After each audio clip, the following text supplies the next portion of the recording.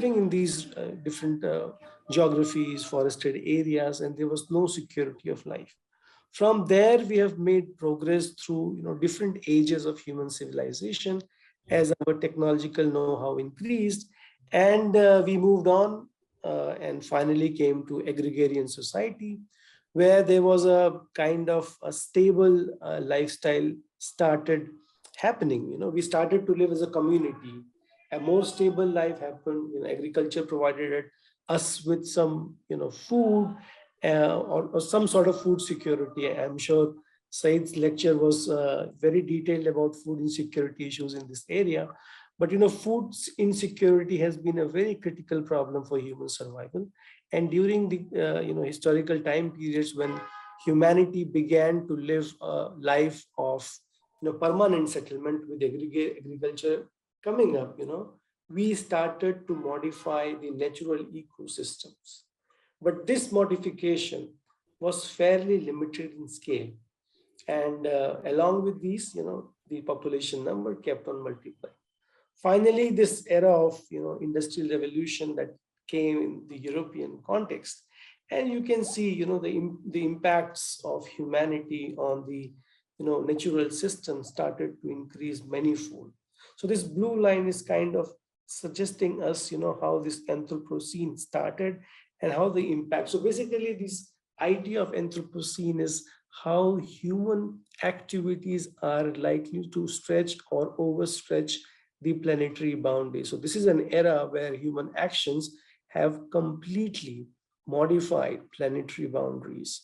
And this has happened as a matter of fact, as a very recent phenomena, particularly after the Industrial Revolution. If you see the scale at which the impact of human activities on different natural systems. So we see whether it is land cover, land use, whether they are water bodies, all these things have been very much modified.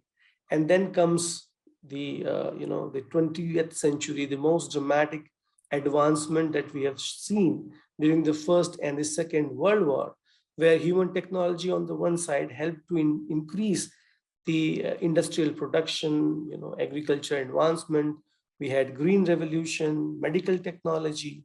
So with that, what happened?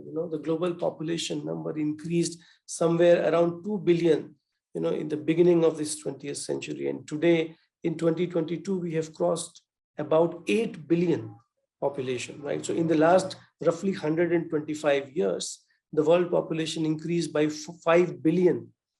We share the same atmosphere, we share the same land, we share the same water. And we all know, we are very much aware that, majority of this planet is covered by ocean water. And the water which is actually used for human purposes is very, very meager, less than 1%. And with growing population numbers and their distribution, changing lifestyle, their development status, the demand for these scarce natural resources has multiplied several times. And when you are thinking about economic development, I think we have discussed in the last lecture, how along with this modernization, economic growth, economic development, it has also meant that we have cleared a lot of biodiversity. We have cleared a lot of forest, which means that because of this unsustainable economic growth trajectory that global society has taken in the last 125 years plus, what is it has meant is basically that we are entering, we are actually witnessing last 5-6 decades the impact of climate change, where if you look at different scenarios with which it is projected, if the global temperature are likely to increase, the implication going to be very serious. But these implications will be not uniform. There are several countries, which do not have capacities to tackle or to prepare themselves against the devastating likely impact of climate change. They are likely to threaten the livelihood of millions of people, particularly who are residing in the developing South, global South. They're likely to threaten the life loss, the damages. We are living in a time, dear colleagues, which have become synonymous with uncertainties, and probably uncertainties have become a norm. Every 5 years, we have some major either economic crisis, health crisis, climate-induced crisis, and of course, human, relationships in terms of countries, inter-country relationships. So we have different conflicts happening due to political misunderstandings or aggression in some part of the world or the other. So because of these uncertain times, the human impact on natural environment is likely to reach to a level due to which our oceans are under huge stress, our land surface are under huge stress. So basically we are threatening the planetary boundaries, and therefore this era of Anthropocene therefore needs to make a reasonable assessment of the possible risk due to the ways of production and consumption that we are witnessing in different parts of the world. So there are likely three scenarios. Either we proceed towards from here where we are standing today.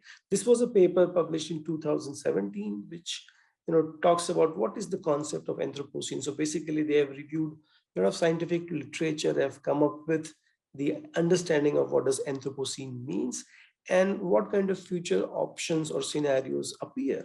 So if we are likely to continue on the trajectory from where we have come in the last 125 years or so,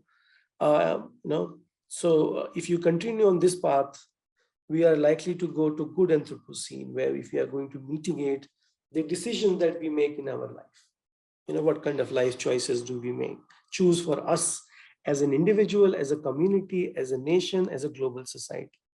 So otherwise, if we as a global community likely to consume resources at the rate at which global north is doing, then probably the recipe for the disaster may not be very long away.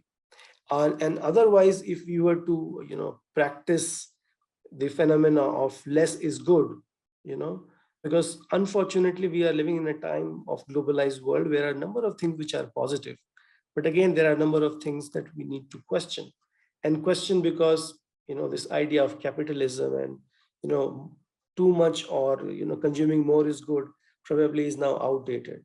So I think we all need to think about looking at alternatives, lifestyle choices, where less can also be good. Like Mahatma Gandhi said, simple living and high thinking. We have enough in this world to meet everyone's need, then everyone's greed. So these are, my dear friends, three options for us based on what choices we make as a society. If we don't do anything and the status quo is likely to prevail, then of course we are likely to outstrip these planetary boundaries in a very small span of time, because if you look at global population projections, it's likely to be close to 11 billion by the end of this century. And if you see, majority of these numbers are likely to come from global south. And there are a number of challenges in global south. If you remember this, this conference, very important conference on human environment and development, popularly known as the Stockholm Conference, 1972. One of the biggest takeaway of this conference was that we have to manage the development trajectories. There is a direct interconnection between development and environment. And any development process which disregard environment or planetary boundaries are likely to be unsustainable. And there can be a number of implications, so therefore, if you look at this Anthropocene, which I have discussed, and this Anthropocene has come about and raised a lot of reactions from different parts of the world by the global society during last 50 years plus, since this 1972 conference which took place in Stockholm. So the Stockholm conference was very relevant.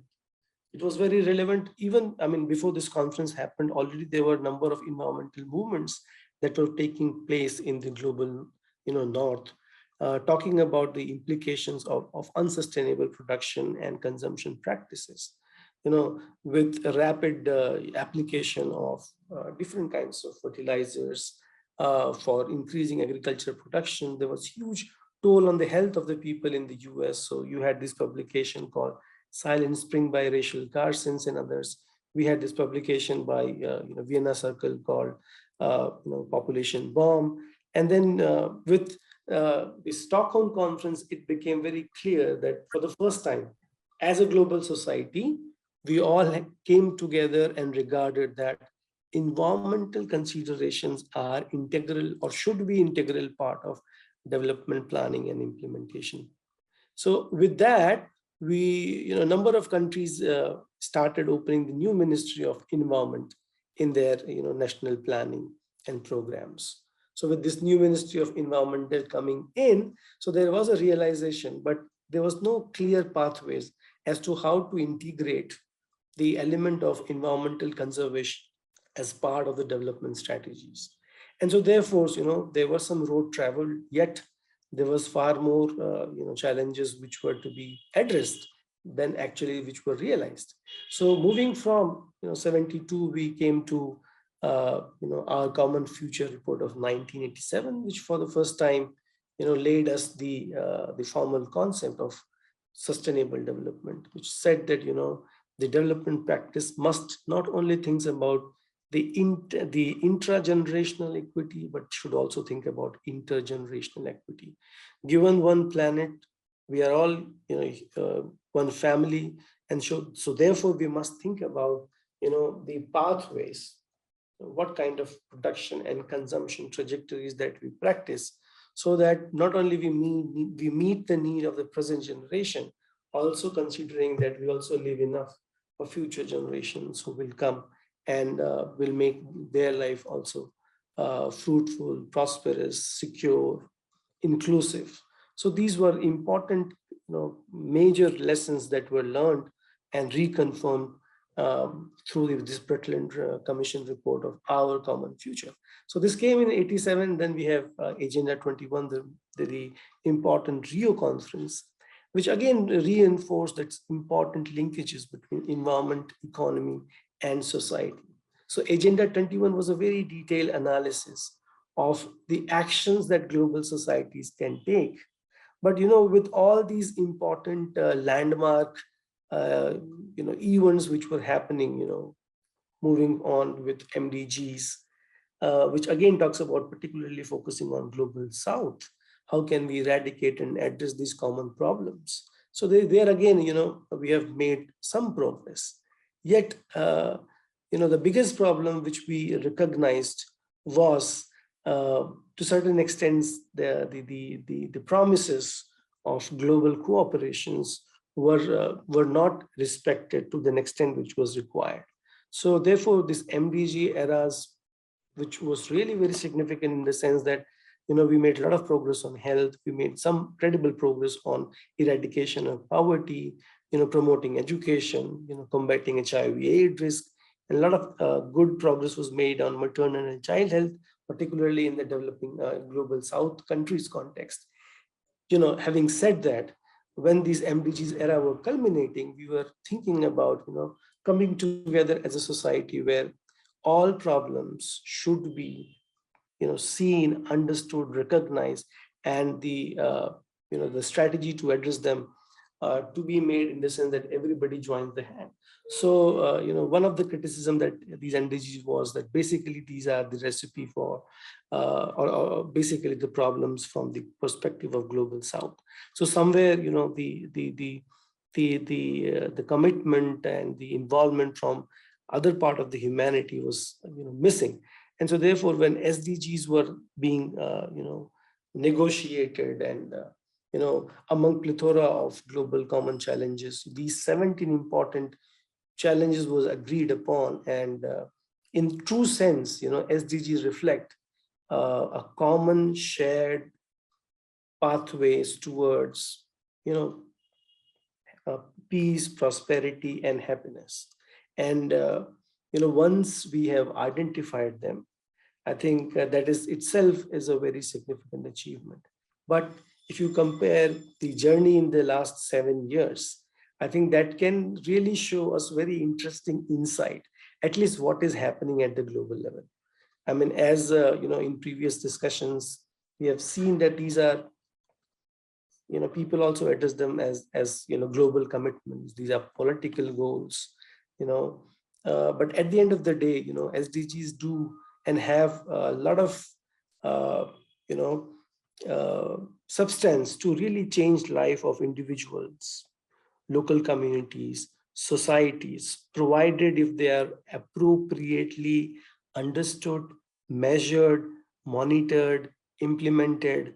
So these are important challenges, and for that, I will discuss during this lecture what are the important key things that we need if we want to really address these global important goals from a local perspective. And what does localization means? That it is critical, and particularly from the perspective of global south. So along when these SDGs were being negotiated and finalized, there were other important international programs were also deliberated. So one of them is, of course, the important Sendai framework for this disaster risk reductions. So basically, thinking about this Sendai framework for disaster risk reduction, which is the new avatar of the Hugo framework for disaster risk reduction. So based on this, video, the idea was basically to impress upon you the fact that annually close to 600 episodes of disasters of different magnitude happen in different part of the world. So what does it actually means? 600 disasters means somewhere it could be flood, somewhere it could be tsunami, somewhere it could be drought, somewhere it could be forest fire, somewhere, in urban areas, you may have, buildings are collapsing. So there are, of course, economic shocks. So a lot of these disasters, are creating huge toll, not only on properties, on business, on economic opportunities. Even the recent pandemic, which is a century event, has created sort of disruptions that no one would ever have imagined. The way it has devastated the human systems, whether economic, health, production, supply chain. Entire humanity was put to it was closed for almost 2 years in different part of the world at different magnitude. So it clearly says, and the frequency of these disasters, the data suggests that it's likely to increase by 40%. And unfortunately, mostly people living in global south, they are likely to experience the frequency, the impact disproportionately. And they are likely to experience, disproportionately means 10% or above, toll in terms of their GDP. So it's likely to have economic implications, health implications, gender implications, environmental implications. So these are actually going to make life very difficult for the global society, and disproportionately among people who are living in global south, where already there are plethora of challenges which are lying before us. So therefore, these SDGs, when they were being deliberated, there are many SDG goals where Sendai frameworks, targets, and agenda have been integrated. And likewise, when you talk about Sendai framework, SDGs, the new important agenda is the urban agenda. Urban agenda is again very, so just before going to urban agenda, let me just take you through some of the important, what are the major priority of action under the Sendai framework. It is a global priority, and there are, as you saw, more than 120 countries already signatory to the Sendai framework. So the basic idea of this framework is to first understanding systematic disaster risk in different countries at different subnational levels. Second is to strengthen the risk governance, disaster risk governance for appropriate management. So basically, as you also saw that, there are strategies which has, if it is placed before in time, which is nothing but disaster risk preparedness. So if societies, nation, communities are preparing in advance, so whenever, these disaster risks actually strike, then probably societies will be in a better position to navigate through these disaster risks. Otherwise, if the preparedness is low, so keeping a low guard, then the impact of this disaster are likely to be very significant. Third is investing in disaster risk reduction for the resilience. So investing means we need to create human capacity, skill building. We need to create sustainable infrastructure in cities, in villages, in different geographic or, locations, so that whenever these sort of, whether it's, for example, we know about this last earthquake, disastrous earthquake, which happened in Kathmandu, or the disaster cyclone that hit India, that is part of Eastern India, which is, in Odisha 1999, or the recent floods in parts of Pakistan, which has been very devastating. So when all these kinds of disasters which are actually hitting people, they are like, I mean, the impact is not the same for all people simultaneously, right? So largely, within, developing nations also, we know that there are a lot of inequalities, so people who are, minorities from economically weaker section of societies living in geographical location which are more disaster prone or landslide prone, so these sort of area are likely to, they are more vulnerable to the, disaster risk. So therefore, investing in the disaster risk reduction is very, very critical. So, a number of countries, for example, Japan is one of the important champion of, disaster risk preparedness, investing into resilience. So whenever, because of these geographical locations, it's highly vulnerable to earthquakes and tsunamis.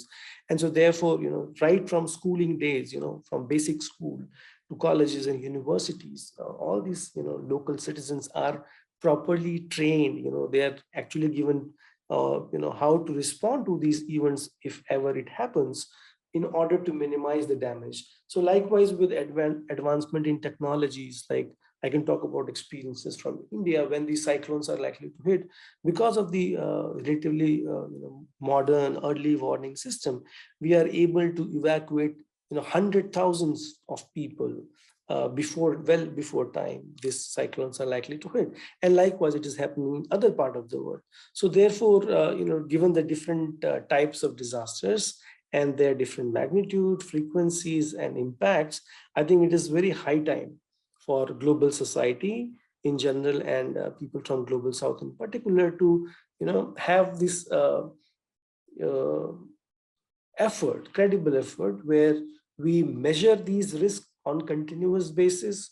We prepare in advance, so that if ever this is likely to come, how are we going to respond to these disasters, and building resilience. Once this disasters has wreaked havoc in some part of the world, then how we are going to build back better. So I mean, post pandemic, everybody has been very badly impacted through pandemic, I mean, which was a global scale phenomenon. However, there are reports which suggest that people who are, super rich are likely to build back within 9 months.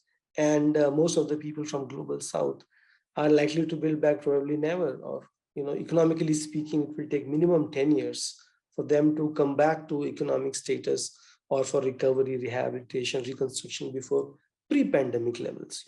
So therefore, it is very important that as a nation, as a global citizen, it is highly important that we need to have science supported strategies, where we regularly measure these disaster risks, and create capacity in the local citizenry, so in order to negotiate and also build resilience capacity. So resilience, as my dear friends, you all know, that we need to inculcate different skills, capacities post disasters, where we have to reconstruct the infrastructure, we have to reestablish the business, we need to reestablish the livelihood, so that the life can again come back on the track. So therefore, this will actually involve number of stakeholders, ranging from, of course, the international bodies, national governments, then you have state level governance, you have local governance, you have citizen participation,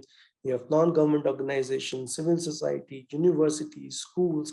Everybody is an equal stakeholder in this process of, disaster risk reduction. And finally, because we all, when we experience, we have our unique experiences. So through through deliberations at some program like this or some other international level where we can learn from our own experiences, so that in future, God forbids, if these sort of events happen, so we may be able to respond to these disasters in effective manner.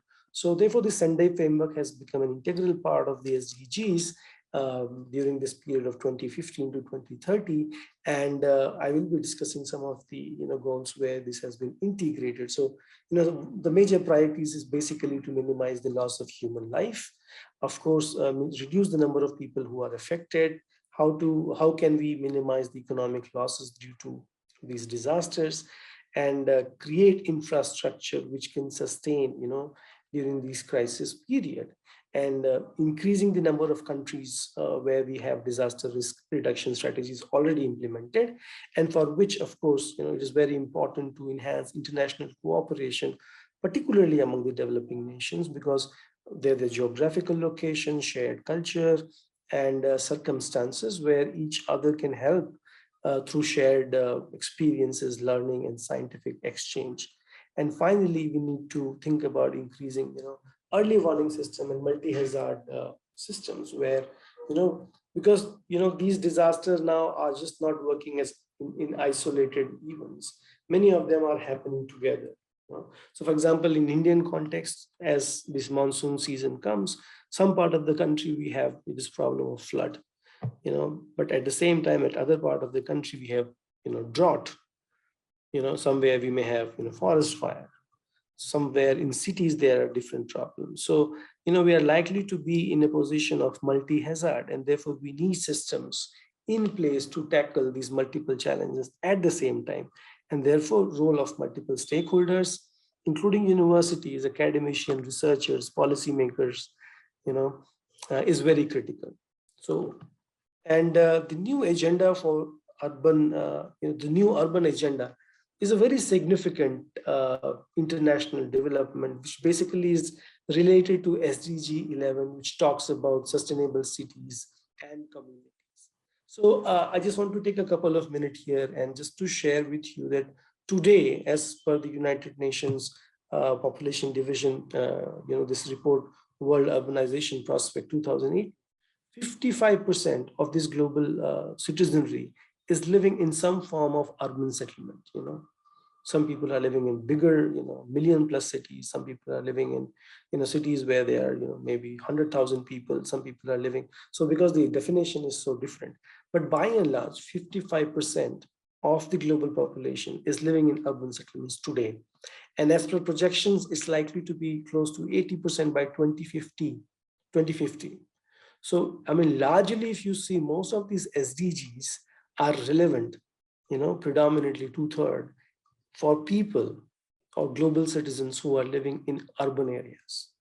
So therefore, as under this new urban agenda 2017, they say that it's very critical to focus on urban places if you want to address SDGs, because 2/3 of the goals are likely to be related to people who are living in. So it doesn't mean that we are not going to address other 1/3, which is living in non-urban areas. But when you think about urban areas, they say that, because urban areas are going to be places of economic progress, also of technological innovations. But again, they also present a lot of challenges. So therefore, under this new vision of new urban agenda, which is part of, again, integrated with the SDGs 11, they say that it represents a shared vision for a better and a more equitable future. Urban areas like in Global South, I can take example from India. Any city, the top city in terms of population number, Delhi, Mumbai, Kolkata, Chennai, close to 50% people are living in slums, which from any stretch of imagination doesn't represent, sustainable habitation.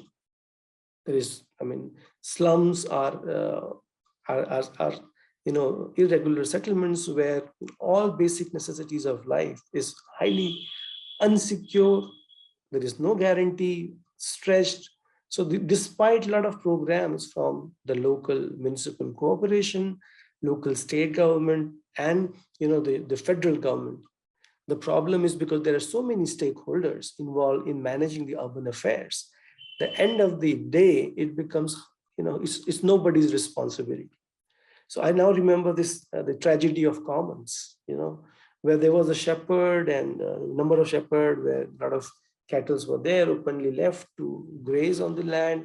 And, number of shepherd came, and, these cattle would come, or the goat would come, and they will graze, and completely, the entire greenery will be lost. So, I mean, they never think about that there is going to be a tomorrow, we can again come back tomorrow. So when you talk about common property resources or common resources or public properties, unfortunately, in several parts of the world, people do not think about future. Right? It is like this, today is the last day. So because, there's plenty available out there, so we can exploit as much as we like without thinking about, efficiency, preservation, conservation, and thinking about tomorrow. So similarly, if you look at these urban places, which like in Indian context, we have 32% people live in urban areas, which is, say, roughly about 400 million, 40 crore plus people living in urban centers. And if you see that the biggest city is close to 40 to 50% living in slums. So there are huge challenges before us. So therefore, as part of this new urban agenda, this is the road of new urban agenda since 1978 onwards, Habitat 1, UN Habitat 2, finally Quito in Ecuador, UN Habitat 3. And they say that, this whole idea is that all citizens must have access to rights and benefits and opportunity without any discrimination, and using science. And they basically wants to focus on major principle related to, planning. So as part of this agenda, they say that urban places need to be appropriately planned, appropriately designed. Construction needs to be done in a way which is scientifically viable. And of course, it needs to be regularly managed. And so therefore, it talks about improvement of urban areas. Now here I want to pause, and I would like to take some reaction from your side, because we largely come from similar, part of the world, Hindu Kush Himalayan region. And if you see the forms of urbanization, there's a lot of research which is happening in India where people are referring to as pseudo-urbanization or exclusionary urbanization, largely because, this urbanization is highly unequal. It is benefiting few and marginalizing a lot. So I think this urbanization or urban agenda is very important, therefore, because this is where you have more opportunities of livelihood for people, and this urbanization is increasing. Urbanization is increasing because of number of factors: natural increase, migration, area reclassification. So what do you think, based on your own perspective from your respective countries, how do you see urbanization and its linkages with sustainable development? Do you, practically, I mean, what sort of challenges can you visualize from your context? Would you like to share something? The relationship between urbanization and sustainable development. Yeah, Dr. Amjad, please. Yeah, thank you, sir. Thank you for providing the very detailed discussions on the topic. Yes, I just want to comment about the urbanization which is happening in mountain regions of the world, and especially I want to comment on, in the case of my context, in case of mountain regions of Pakistan. What I see in my surrounding is that the urbanization is actually happening at a very fast rate, and we see there are a number of drivers of urbanization in our context, and one of the key driver of this urbanization is the infrastructure development, as well as the lack of access of economic and education and health opportunity in the rural side of the world, which are actually causing growth of the CCT in our case. Also, because of certain other contextual element, especially in case of mountain context, because the rural mountain sites have very difficult access, and it has very poor in infrastructure, and they lack actually the basic facilities are life for there. That's why actually people want to move towards cities, and cities are getting larger day by day. But at the same time, what we see in our context is that the urbanization is happening without any proper planning and without any proper, management. This actually causing serious repercussions on the sustainable development of the cities in our case. So what I basically understand is that our government as well as the local community are the ones who should actually think about this sort of urbanization and devise policy accordingly. Otherwise, urbanization in future we actually get the negative impacts of the urbanization instead of we getting some positive aspect of the urbanization. And this is, I think, very serious concern in the case of mountain regions, which we have to work on, and we have to develop policy accordingly while incorporating the contextual drivers of urbanization in mountain cases. Thank you.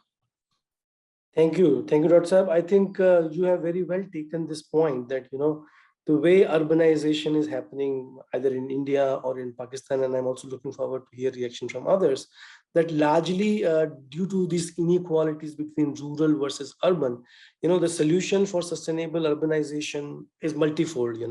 So one of the solution is, of course, as this new urban agenda talks about, to do a planned urban management, planning and development, construction and management. You need proper legislation, designing, finance and everything. But I think more than that, we cannot keep urban different from rural. I mean, because they are very much interrelated.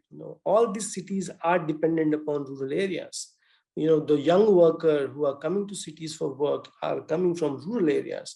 So somewhere, focus on urbanization must also understand that, we need to think about creating better opportunities in rural area also, so that maybe, people would not think about migrating to urban areas at the first place. If you have better livelihood opportunity in the rural areas, I mean, why would somebody like to migrate to city like Delhi, or maybe, maybe Islamabad or, Kathmandu, where the quality of air is not good, of course, quality of water is not good. Whatever you get to eat is highly adulterated.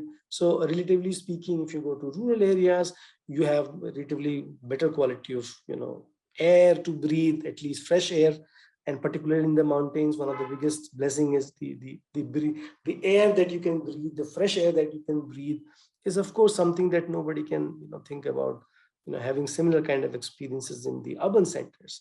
So I very much, agree with your suggestion that, we need to think about appropriate planned development in urban areas. But the problem is that many of this region is historically, civil. I mean, we have a historical civilization. So most of this urbanization is very much coming from historical time periods. So if you go to, the cities from history, for example, Takshashila, Nalanda, Varanasi, Kandahar, these historical places have, and if you want to do the redevelopment, so my point is, doing a redevelopment in an old city is extremely very much complicated. It's not an easy task.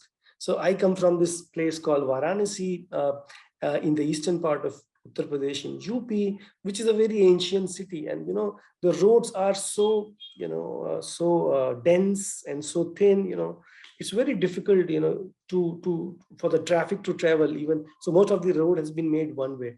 And now they are coming up with these, new, what you call flyovers and everything. It's not only destroying the scene, the cultural beauty of the city, but also creating pollution, multiplying pollution. So the problem is that, managing old city, old urban forms is not easy in the global south.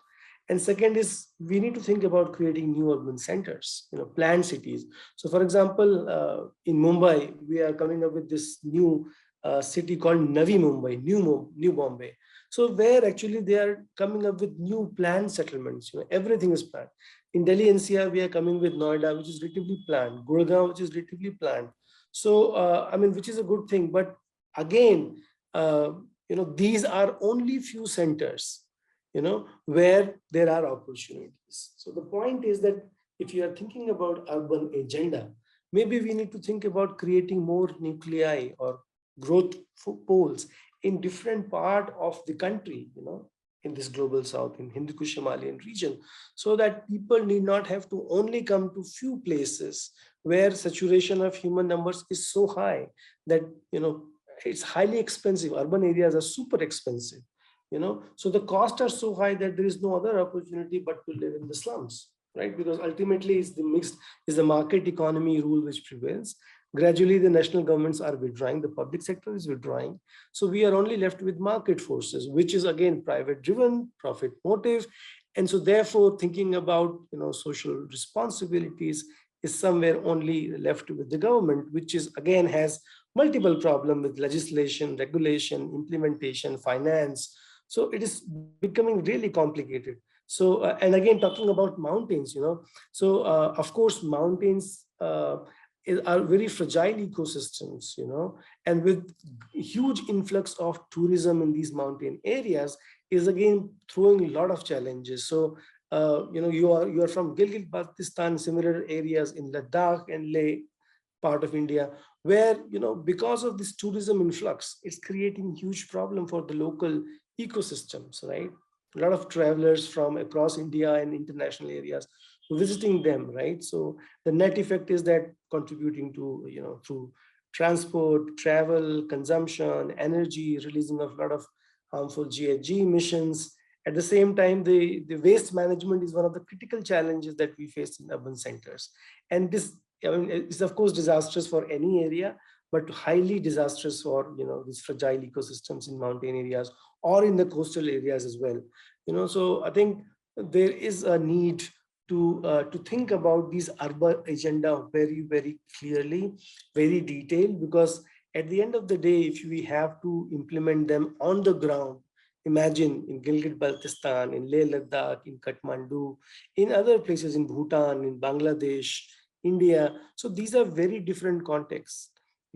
So I mean, we need to identify these agendas locally, think about creating opportunities of urban places in different part of the country, so that, ultimately the point is that how can we discourage migration from rural to urban areas.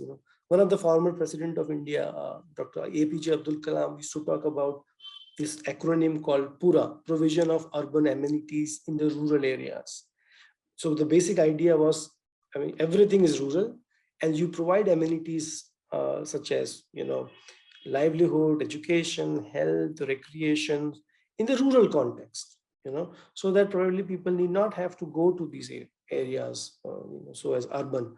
Well, what is the need to go to urban areas? Nobody loves to leave their native home, native place, your village, and come to cities where you are completely unknown, and then you have to live in places which are highly unsustainable, not at all secure.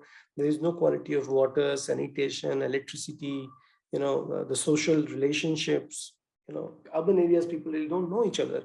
So I think there is a lot of big challenges which are lying before us because of this new urban transition that globe is actually witnessing. And just to show you, I will also take some reflection from other colleagues also. I don't know why this is getting stuck. So just to show you, if you look at this urbanization today, majority of these urban places are, of course, global north. And the least urbanized or average urbanized are global south in Africa and Asia. But most interesting part, my dear colleagues, is this 2020 onwards. If you see this line, and this is the share of global urban population in percentage form. Roughly 50% is actually coming from Asia, and close to 10-15% are coming from Africa. So roughly 2/3, and this number is likely to increase. So the future of urbanization is going to happen in these countries: India, China, Nigeria, Congo, Pakistan, Indonesia, US, Bangladesh, Tanzania, Ethiopia, Philippines. So most of these global south. And what sort of urbanization are we going to experience? I mean, that is a very important challenge before us, because urbanization is a very challenging process. So basically, if you look at this agenda, they say that this new agenda is based on 5 pillars. We need urban policies. So when you think about urban policies, there are a lot of, because there are a number of systems which are involved. You need economic system for people to survive in terms of livelihood. And of course, again, then you talk about livelihood, there are regulated sector, there are sectors which are unorganized sectors. Predominantly people in urban areas in the global south are likely to work in unorganized sectors. So there are no labor laws or stringent labor laws. What is the minimum wage that to be given? What is the number of hours they're likely to work? So thinking about from sustainability perspective, when you think about equity, intergenerational and intergenerational without any discrimination. So again, this purpose will be a big challenge to meet. The SDG of 8, which talks about decent jobs and economic growth.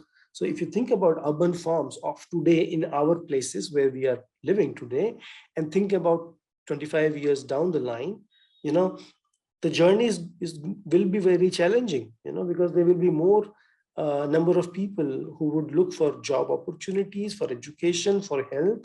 And during pandemic, we have seen that, unfortunately, despite making so much of progress in the last 75 years, post independence in most of the countries in this part of the world, we see that, still our infrastructures are, have to go a long way in terms of good road network, energy network, water supplies, sanitation, health facilities, educational. So there is a long road to be traveled.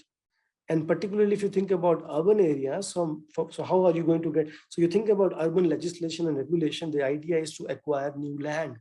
Acquiring new land means again transforming the traditional land forms. So basically from agrarian areas to non-agrarian areas. So which again is going to throw a lot of people out from traditional livelihood to, and of course they will have no other option but to migrate to urban areas. Probably they will have to work in unorganized sectors depending upon their skills. So will throw a lot of challenges. So I think this is really very interesting challenge that we need to think about. So I would like to thank Dr. Ali, and would request some other participants also to please share their sense of experiences, or what kind of challenges do you foresee how urbanization is going to present, because it is a great opportunity for sure, because urban places presents a lot of opportunity, and future of course is urban, there's no doubt about it. But again, what kind of future for all kind of people from society, from men, women, children, adults, youth, elderly, people from economically poor section or economically weaker section of society, for minorities. So I think we need to envision all those sort of perspective, because at the end of the day, if we want to make this urban really sustainable, it requires a lot of planning, a lot of negotiations, a lot of funding, and we also need to be have to be aware about imbibing the local culture, because no urban place can survive without appreciating the local culture, traditions and forms.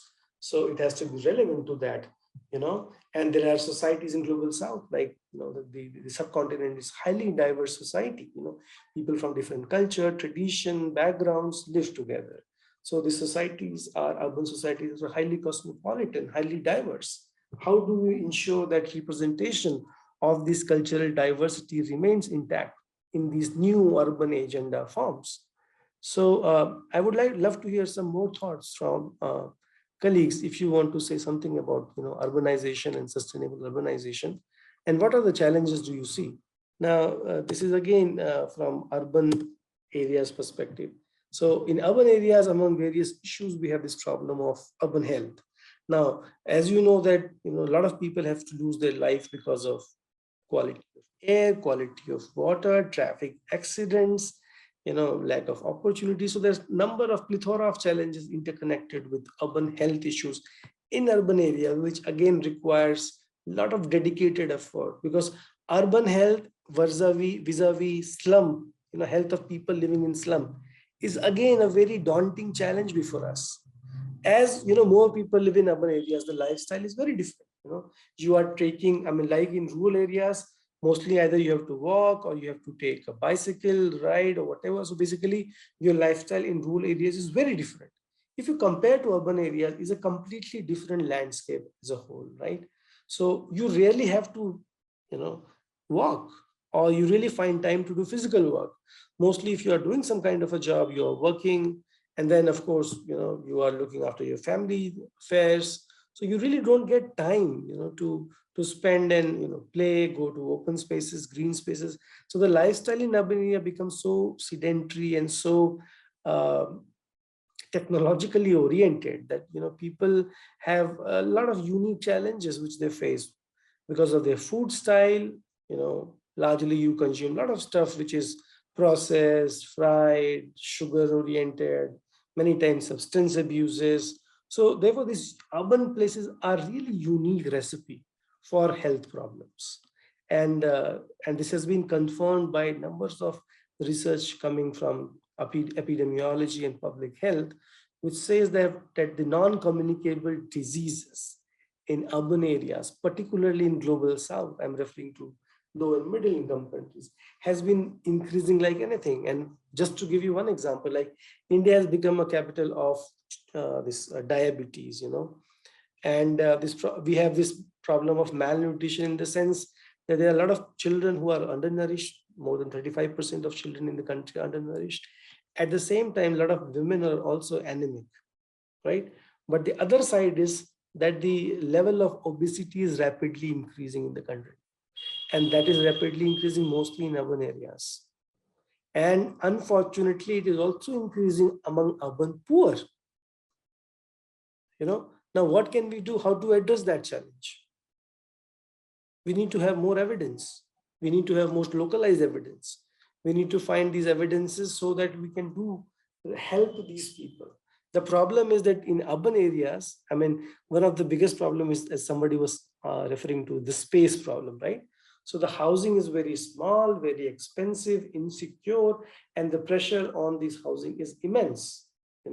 So the majority of people are living in one room or two room set house, right? There's no enough space for fresh air to come and pass through your house, right? So when there is no enough space for appropriate living, forget about, because good health is something which is a part of culture, where you have to not only do mental exercises, physical exercises, your food habits, your routine, everything put together, but we cannot ignore the neighborhood. Irrespective of you are very physically active, you have a very good maybe yoga, all those things done. But if you happen to live in a neighborhood which is, for some reason, is there's no opportunity for you to go out, you are completely living in a congested neighborhood. This is not going to help, actually going to increase your stress level, and you have hypertension issues and other lifestyle problems, mental health issues. So therefore, urban health is a great challenge for global society for sure, and for the developing nation in particular. Like, in India, we have a huge problem that a lot of children are dying because of, as Dr. Abu was talking about, poor quality of water, poor quality of air. Problem of arsenic is very acute in several of these urban centers in the subcontinent areas. So these, and again, the issues of gender is again critical in urban areas, because gender works in a very different way. In urban areas, is largely men who go out, women are staying at home, look after cooking, and majority of them do not find actually time to go out and do some physical activity, maybe to go out and take a fresh air, so they have various other sort of challenges that they have to face. So again, urban and health together makes a huge challenge for us that needs to be addressed. And again, if you think about localization of urban health, Dr. Abu, I must say that I'm sure Bangladesh has been a very good example in terms of doing very well on social indicator. Particularly, it's a classic study. And one of the example that I can cite from India is the state of Odisha, which again economically may not be one of the, maybe more like standing somewhere in the between other states, but socially it is doing very well. And likewise, I think Bangladesh also is a very good study of progress on the social perspective, on health, on well-being, on gender. It is doing relatively well as compared to other part of the subcontinent. So so this urban health agenda is a big challenge for all of us to address. Now I want to move to this slide is interesting. where, by this course, we all understand that, how the SDGs are addressing three important pillars of economy, society, and ecosystem, your biosphere. The interesting point is that, it is on this ecosystem, the environment, on the biosphere, on which the others two strata are. So it's kind of a pyramid, if you can see here, right? So this is the strata on which the other two wheels are, balancing. And if you look at biosphere, the four important goals which are directly coming, and others are also interdependent. So the first is quality of life on this land, water, access to clean water sanitation, and the climate actions.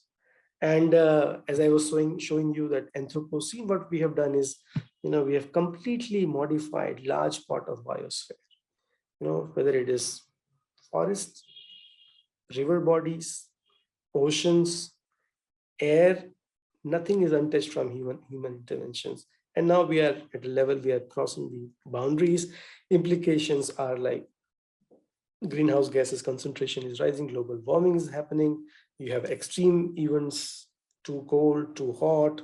There is, monsoons have become weak. Some days, you have tremendous amount of rain in a few hours, which again leads to the problem of cloudburst. You have landslides and flash floods. So that is a big risk. And these disasters, as I was showing you, the frequencies, numbers, intensity is rising. And again, people living in global south, due to their disproportionate risk and limited capacity, are likely to face a lot of loss of human life and property and business and livelihood. So therefore, this biosphere is a wheel that we need to resurrect from the way we are exploiting the unsustainable ways of production and consumption.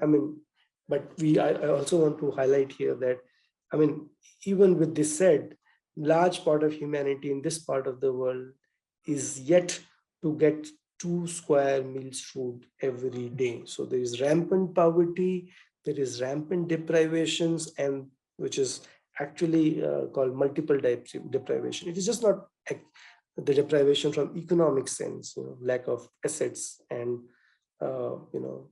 money or these things, or land holdings or cattle, but it is beyond that. So there is also deprivation from education, quality education, which is very key.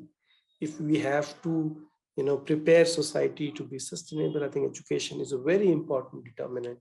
So therefore, we need to work on providing quality education. There is a difference, as we are all researchers, between literacy rate and educations, and therefore education is critical. And a lot of science says that at least secondary level education is good, but probably now is the time which has come that we need to go beyond just secondary level education, and maybe we should think about providing college level education to, maybe universal in the times to come, because the generations where we are heading into, which is going to be urban areas, education can really help in a way where people can understand these intricacies of biosphere, society, economy, and if they have to make responsible choices in life where small is beautiful, less is good.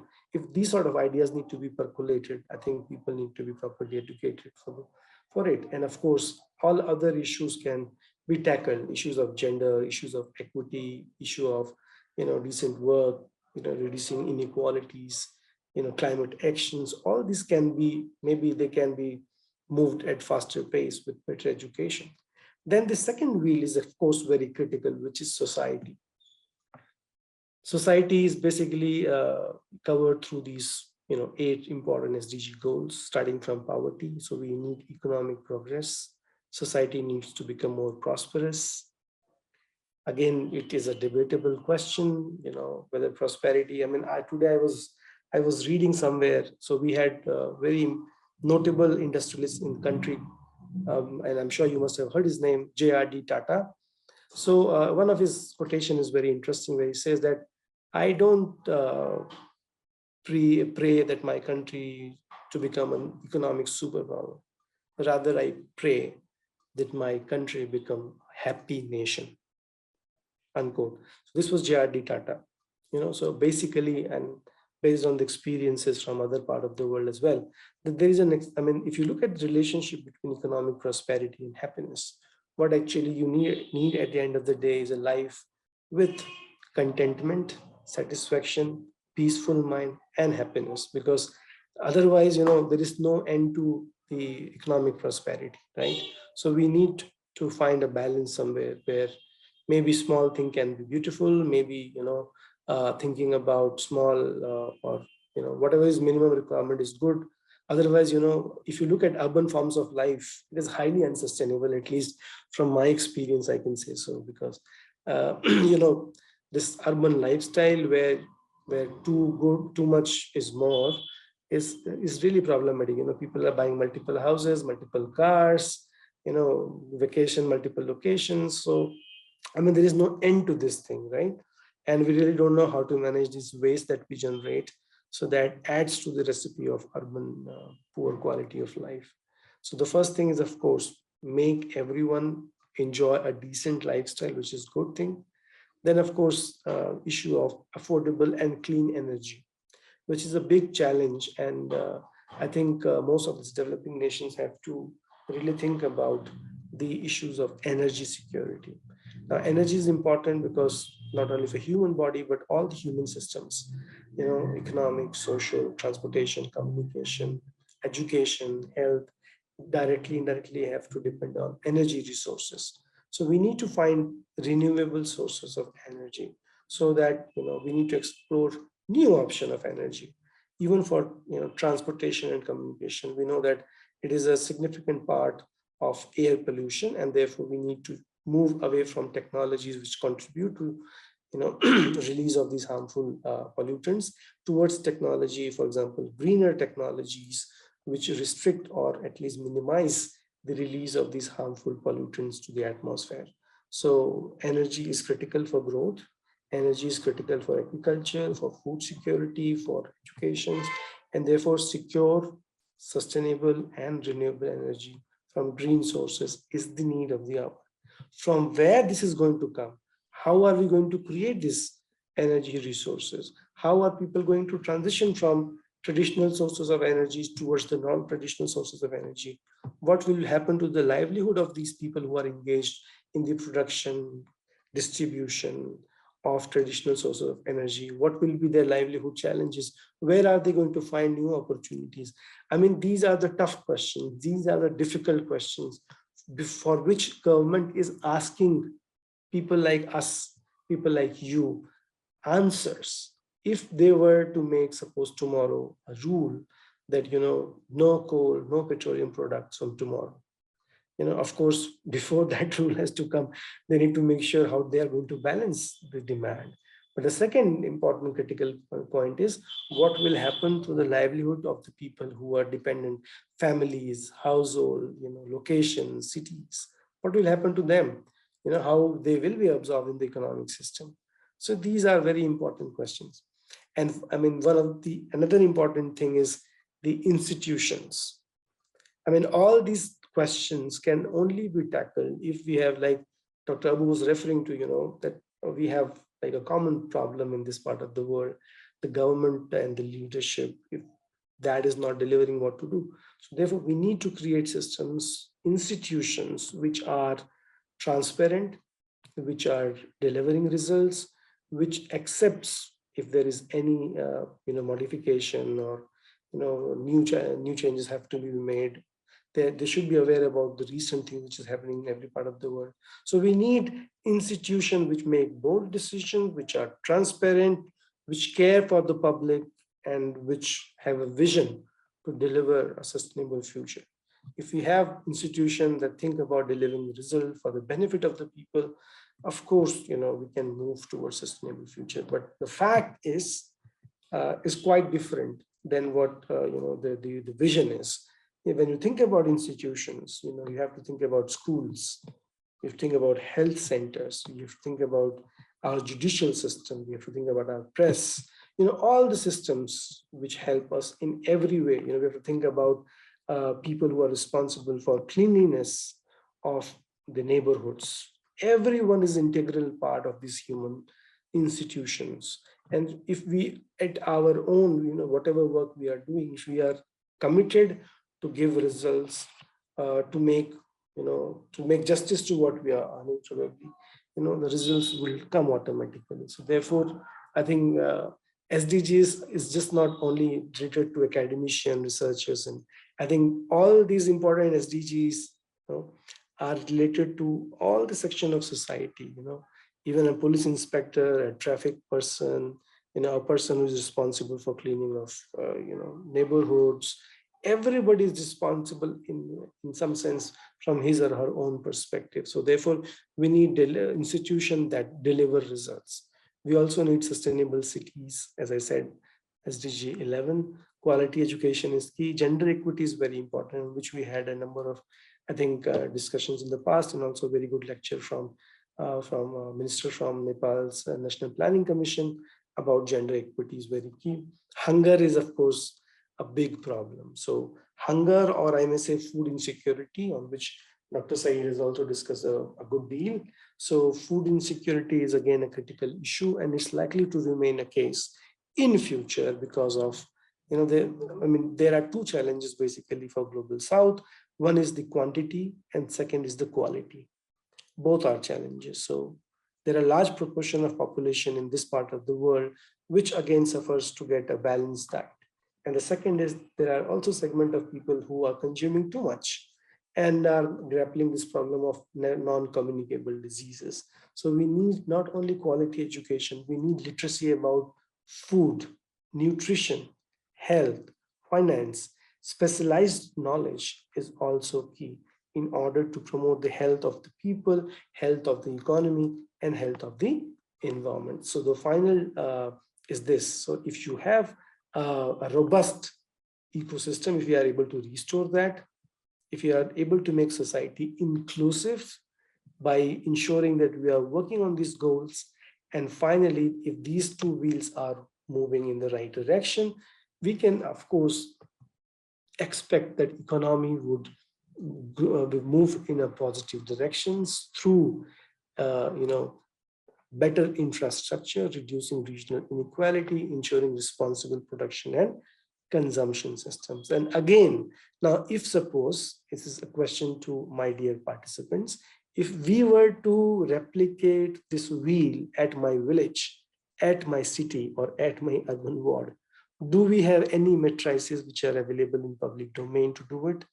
If it is there, it's excellent. We should try to replicate it.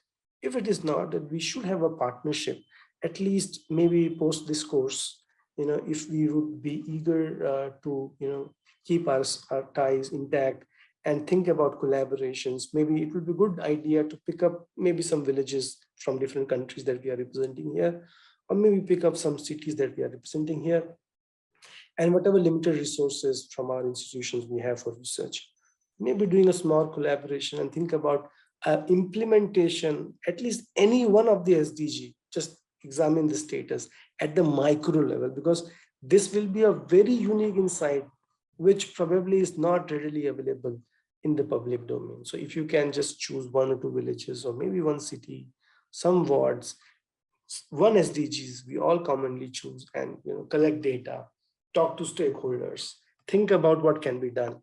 I think that would be a very nice contribution going forward and strengthening our role in terms of people who are working in education sectors, how promoting quality education can help to progress on sustainable future. So I think this localization is something that I want to think more seriously, and maybe if we can do something, that will be a great progress. Now, I'm sure you must have seen this. These are the final, 17 goals and, targets 116 and indicators more than 200, which are lying here. Now, the green one is what is available at the national level, readily available official statistics. Yellow is that statistics are, are not of very good quality. Either they are not complete or they are very old. And red refers to basically, indicators on which there's hardly any knowledge or any statistics which can be monitored over time at the national level, my dear colleagues, to understand what is happening in different countries. So this is the real picture where we are standing today. I mean, if you look at this figure, I mean, we are doing very well as far as health is concerned. For majority of these indicators, you find the green, right? For a few of them, for example, substance use, treatment, health expenditure, medicine availability, health worker, on which either we have very poor statistics or incomplete statistics. Other than that, it is quite green. So, but if you see majority of these patches, we are struggling. For example, if you look at this 11 sustainable cities and communities, we have data on urban slum population that is aggregate at the city level or maybe at the national, I don't know, at the city level. So that is again a question. We just know at the country level. Then we don't know about transportation, we don't know about sustainable urbanization, management, heritage. So there are a lot of boxes, colleagues, which are red or orange, which actually points us the lack of data at the national level among all the UN member nations.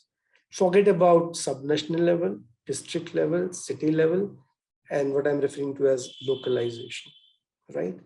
So, I mean, if we don't, I mean, there's a very famous saying that if you can measure something, then only you can do something about it. If you can't measure a problem, you can never solve a problem. So that is the thing with the SDG also. I mean, it's a very wonderful agenda of actions. But again, if you were to implement it on the ground, I think it's very important to start measuring it, the status, the gaps, and how they may be plugged, for which we need science at the micro level, the localization. So these are some of the statistics which I just taken from the SDG tracker, which is available on the UN SDG website, which all of you can, of course, go and check. And I've also shared with you. So this slide is showing 2022, the most recent scenario of how does the world look like from the SDGs perspective today. And the blue color, the score is high. The less the blue color, I think it's the blue color, if shade of blue. And if the lower is the shade, it means that we are not doing well. So, I mean, the pattern is quite discernible, it's quite expected as we see, most of the part in the global south has a fairly relatively lower score, in the sense that around less than 50 or 50 to 60, some part it could be 60 to 70. So largely in the global south. So SDG score has a scope for future improvement in the next 8 years for sure. Then they also provide you SDGs progress on each of these indicators. If you click each of them, you will come and see what is happening at the country level. Again, I want to underscore, you can also get a country profile. That's all. If you want to go for subnational and then further subnational, I don't know if there is any statistics. And that is a challenge, because ultimately, if it is to be implemented on the ground, we need to find local relevance, local forms of the most close indicators. And then, of course, we need to find funding to address some of these issues. So what I've done is just to show you in a few minutes what is happening at a global level, country-wise, some of the progress. And these are very interesting results. I'll show you.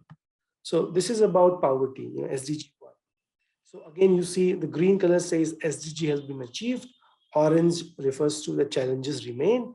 Yellow says the challenges remain. Orange says significant challenges remain. And red means major challenges. So basically, red and orange is a danger sign. Green is, of course, a desirable sign. Yellow is, yeah, we are making a progress on this. Okay, so the green area is very close by. So if you see, poverty is a significant problem in this part of the world, right? In this part of the world. And the era of MDG said that we have half the proportion of poverty in the global south. Having said that, still, livelihood insecurity is a critical challenge, and there can be a number of explanations.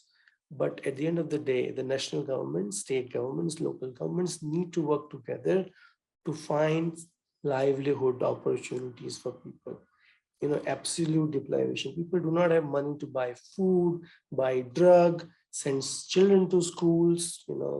If there's a winter season, how to keep themselves warm, summer season, how to keep themselves cold. So a lot of issues. The pandemic actually exacerbated this problem of poverty a great deal. Millions of people from developing nations have lost their livelihood, lost a lot of things, which is not going to be replaced in times to come. So therefore, you know, as I was referring, that at least 10 decades, sorry, 1 decade will take for these global South countries to reach their pre-pandemic level economic situations.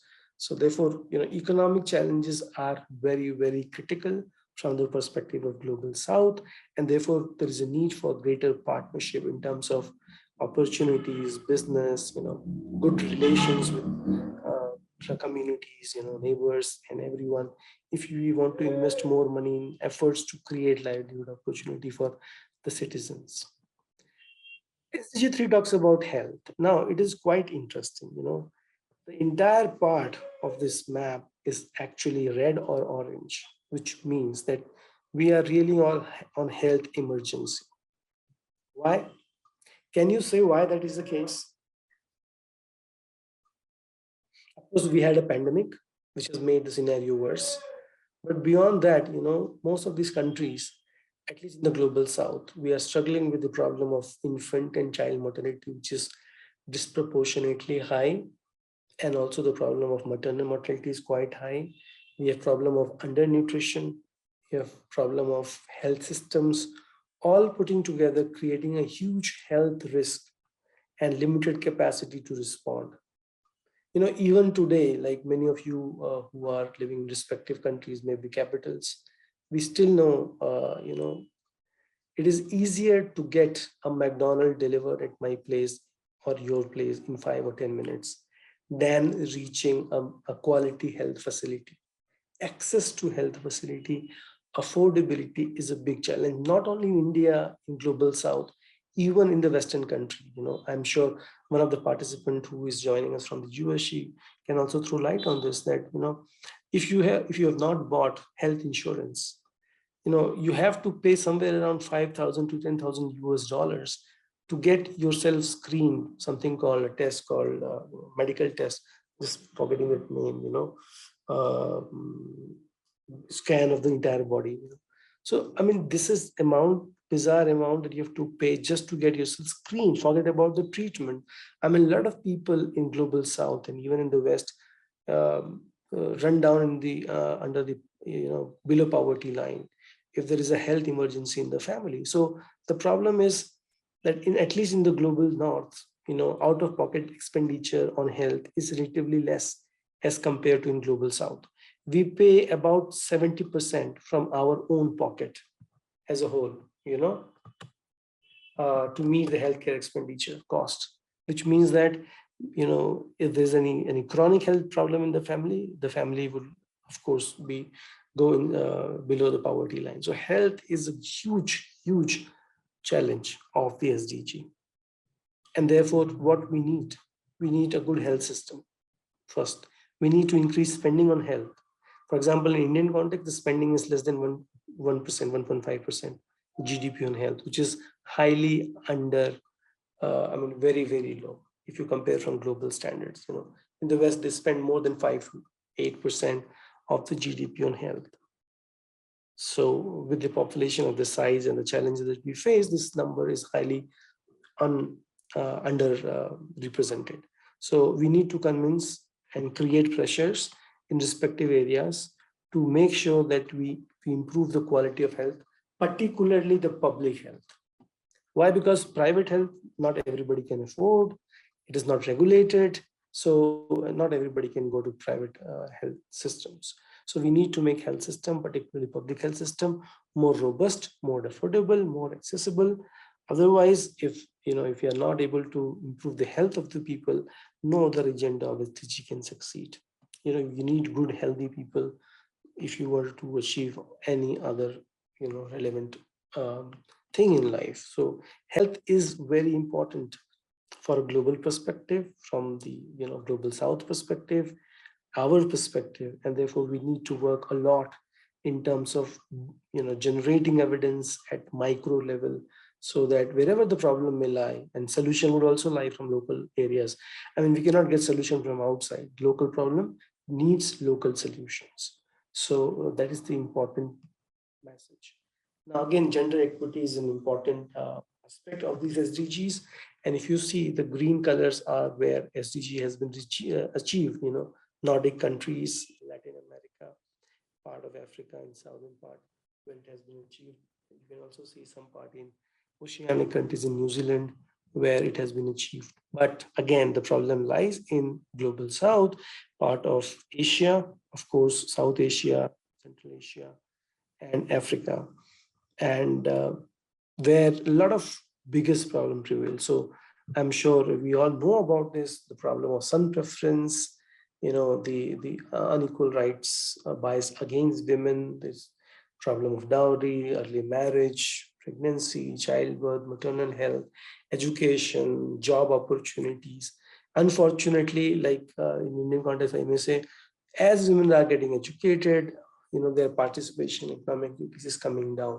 So the problem is not that women are getting educated. The problem is that we need to create instruments in society, in economy, where we give an atmosphere where women find safer to work and opportunities are available to all, irrespective of gender, right? So I think there we need to work a lot. And of course, participation of women in important positions, decision making, parliaments, and other places. So this is, yeah, sorry, I was running out. My system battery was running out.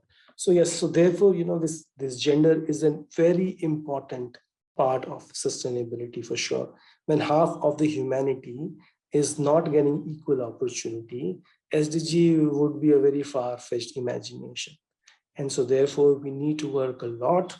And this can only happen at the micro level. I mean, no national government, no legislation can do any wonder until we at the micro level work in our families, in our school, in our classes, in public places, to make them safe and secure and unbiased for all, so that people can enjoy the highest potential in life and help society become more equal and sustainable. Okay, so the next is about clean water and sanitation. Now, again, if you see this map very clearly shows yellow is, well, of course, in part of North America, Europe, Latin, South America, and Australia, where things are, progressing well. But again, there's dark red patches in this part of the world means that the challenges are quite significant.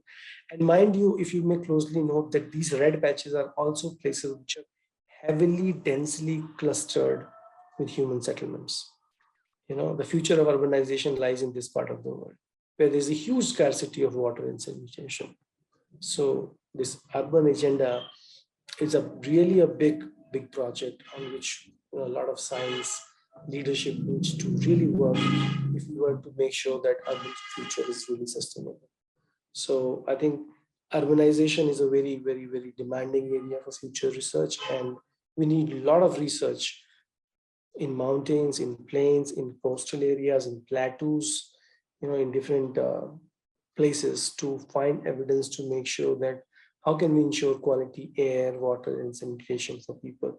And again, when we talk about water and sanitation, and of course air, these issues of transboundary cooperation emerge. So if we are suffering from this problem of air pollution in North India, I mean, part of the sources is of course within India. Similarly, if some of people living in Kathmandu or Islamabad are facing this problem of air pollution, part of the sources are lying there. So if you can work in India, in Pakistan and Nepal, we can only partly solve our problems. But part of the problem also lies in the neighborhood. So we need to work together, because it is a common challenge, transboundary challenge, which requires transboundary cooperation if we were to solve this problem. And therefore, the global alliance, partnership, and institutions come into picture. Next is, of course, the challenge of energy. Thinking about energy, it's a global problem. Only few countries from Scandinavia, Spain, the green patches, and the rest of the world is completely crying out for energy. Now, energy has to be affordable and clean. That is the question. So clean energy is not cheap or very expensive, require good technology, and which means that we need to support nations where energy crisis is very, very significant. I mean, it's a global problem for sure, but in global south it is a very big problem, because I mean, we have seen that with the problem which is happening between Russia and Ukraine, it had huge implications on global energy crisis. And the badly hit are citizens from global south, where because of the rising prices of this crude oil, the inflation have touched skyrocketing, and everything in this in our place, and I'm sure in our region, has become super expensive. And so therefore, maybe the ultimate solution is maybe try to find alternative means of energy and help each other to transition towards uh, cleaner and safer energy resources. So I mean, I also want to highlight that these are, you can get a global profile, you can get a national profile. It's very difficult to go down below that. So until we go to micro administrative unit, probably the change will be difficult to come. This is about decent work and economic growth, again from 2022 SDG reports. And these are all available online. You can, of course, check. And again, you see that economic growth prospects, there are major challenges in global south. So basically, migration is one of the strategy, and a lot of people who have some skills and luckier enough, they are able to migrate to other part of the world and make a good life for themselves. Send, of course, a lot of remittances to their families back home. But again, I mean, that is a very small proportion of population from global south. Other than that, there are huge challenges of employment and livelihood. And so therefore, this problem of, training and skill important, and also aligning our skill training education with market is also critical. So depending upon local circumstances, for example, in mountain tourism is a very important opportunity for employment and livelihood. But we need to make sure that, whether it's mountain or coast or islands, how we make them sustainable. We need to restrict tourism in the sense that, the local, the fragility of the ecosystem is preserved, not threatened. So other than that, we need to find out diversification of economy.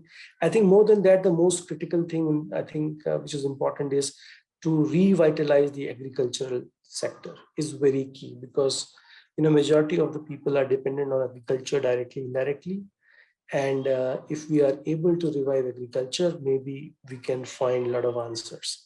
Otherwise, services and industries, of course, contribute more to GDP, but because they absorb relatively lower segment of population, and thus problem of livelihood remains very critical for global south. So that is important. And yeah, sustainable communities, SDG 11 is a critical problem. And again, the red patches shows that, we in global south, the problem is that we have this pseudo urbanization, wherein only the people who are living in these urban, so-called urban places is rising, not the way what we see in the Western context. The urbanization is very different. And so therefore, we need to find our own ways to solve the pressing issues of urbanization. We need to create new urban towns and cities. We need to reduce the flux of people to major metropolitan cities, so that people have breathing space and opportunities to live a better quality housing, transportation, communication, education, and health. Otherwise, I mean, slums are very unsustainable and non-dignified settlements, and no state, no nation, no country can be proud of. I mean, of course, slum population makes a huge contributions for the city's growth, prosperity, and everything, despite them living into such a difficult life. But so therefore, as a nation, as a state, we need to find ways to rehabilitate them and make sure that future slums restrict the growth of future slums. Now, a response, I mean, this is a very interesting slide, which, I mean, there are a couple of slides which are highly interesting. One is this, responsible consumption productions. And this is where, the global south is finding a green patch, SDG achieved. Very interesting. And on the other hand, if you see, the Western countries are red.